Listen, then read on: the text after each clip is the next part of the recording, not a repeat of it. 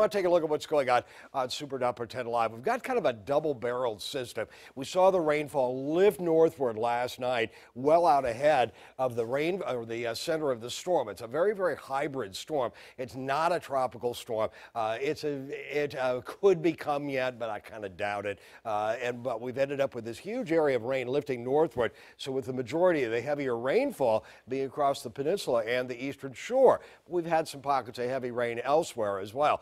Now, the center of the storm system, such as it is right on into here. But in addition to that, we've also got another little area, low pressure area, swimming around it. And you'll note this little pocket of heavier rainfall that's dropping southward. That could enhance some of the rain that we've seen into the peninsula, and it certainly enhance it into the south side as well in the upcoming hour or so. And again, we're going to have a lot more people on the road here. Schools are letting out across whoever's got school yet into the area. So we're seeing but we could see some problems with that.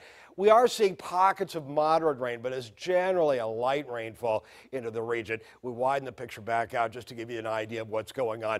This is not likely to be a tropical storm. It's a very, very hybrid kind of situation.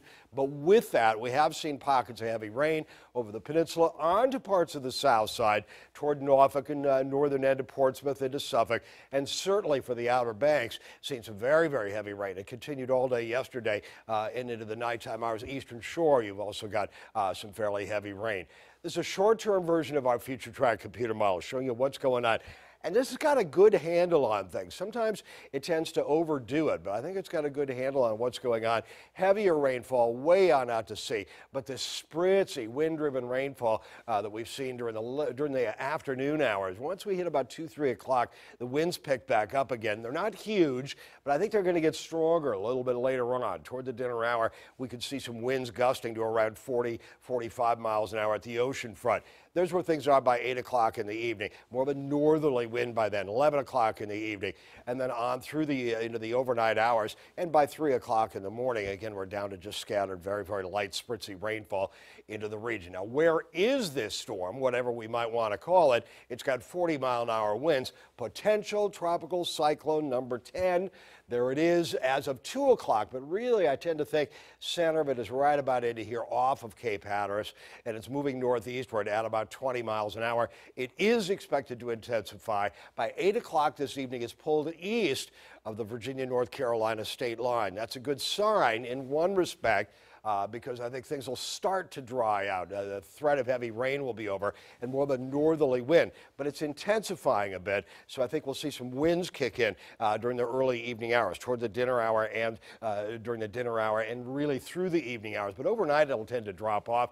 And then by tomorrow morning, this storm is just long gone. It's way on out to sea and continues out to sea and not bothering anybody once it starts moving past our area. By really even around midnight, I tend to think things should improve. How are our winds doing right now? Well, here are the steady winds out of the north to northeast, but you'll note there's some northwesterly winds occasionally, and that's a good sign because that means the storm will start to move on off and we'll see more of a northerly wind. So the rain that's over the peninsula and points northward will likely drop back into the south side, but it's going to be that spritzy wind-driven rain, a little bit heavier than we are experiencing now for the south side. The stuff that's over the peninsula will start dropping into the south side as well.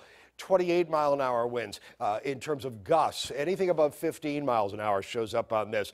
They're not extraordinary, but nonetheless, they are fairly strong winds.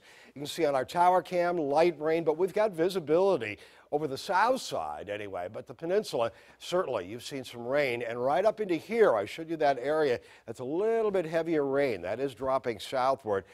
And then could enhance the rain for the peninsula, but also certainly pick things back on up for the south side. One last graphic here. I want to show you what's going on in terms of tidal flooding.